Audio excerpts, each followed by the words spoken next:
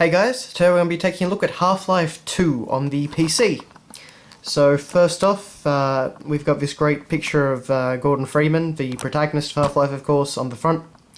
And of course in his hazard suit. There are actually two versions of the Half-Life 2 game box released. One has Gordon and the other has Alex Vance on the front. Personally, this is my favourite just because it's a little bit more iconic. And you actually get the, this is the only time that you actually see the main character that you're playing. So, yeah. So, naturally we get some of the awards that the game has won. So, got 98% from PC Gamer and the Editor's Choice Award. The company is, of course, Valve. And traditional lazy Australian box making. So, rather than making your own box, just slap a sticker over the top with your own rating. So, as you can see, M17 plus in the US becomes MA15 plus over here. On the side, of course, you have just the Half-Life 2 logo written and all the same usual labels. It's a 3D action game. On the back, it's a bit of an odd way to do it, actually, in my opinion. It's not a particularly attractive box. We have Gordon shooting an antlion on the beaches of Highway 17, I'm pretty sure. It's not really the screenshot that I would choose to put on the back of my box, but yeah.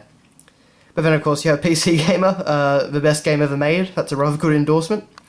And of course all the great new features that the Source engine and all that sort of thing had back in 2004. Naturally though, Vivendi Australia decided to slap a giant sticker over part of your advertising campaign, and also over half the logos. They've always done that ever since the 90s, so yeah.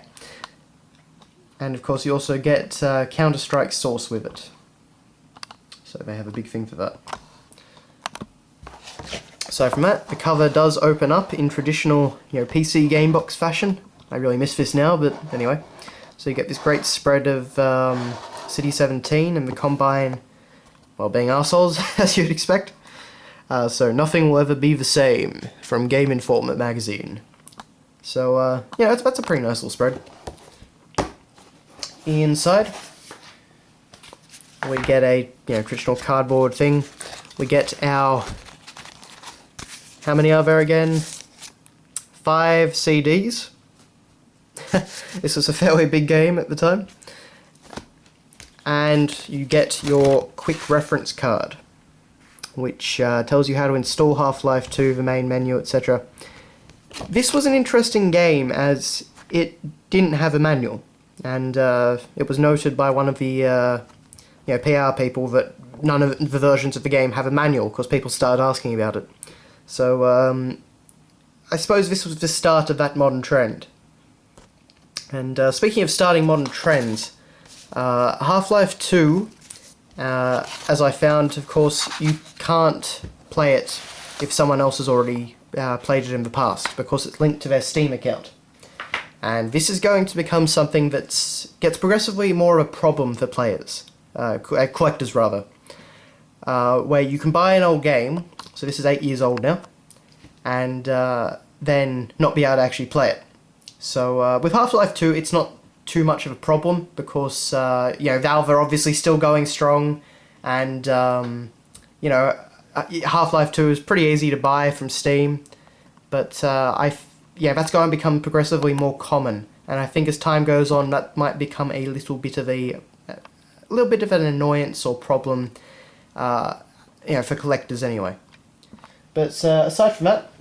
So yes, naturally I couldn't play this, so I just bought another copy on Steam. That was no problem. But what I did get as well was the person that sold me this for $5 actually also had the Half-Life 2 Game of the Year Platinum Edition, Platinum Collection rather, thrown in. So I could also play Half-Life 1. So first off, we do get a manual. So we have Gordon Freeman on the front in, of course, the traditional hazard suit. Looking a bit strangely proportioned to me, but looks pretty cool nonetheless. We have the guy that's on the cover of the original Team Fortress, the original Counter-Strike guy, and the guy from Half-Life Opposing Force, which was I think the first expansion pack for Half-Life 1. But anyway, so inside, it's all just black and white, but you do get some story details.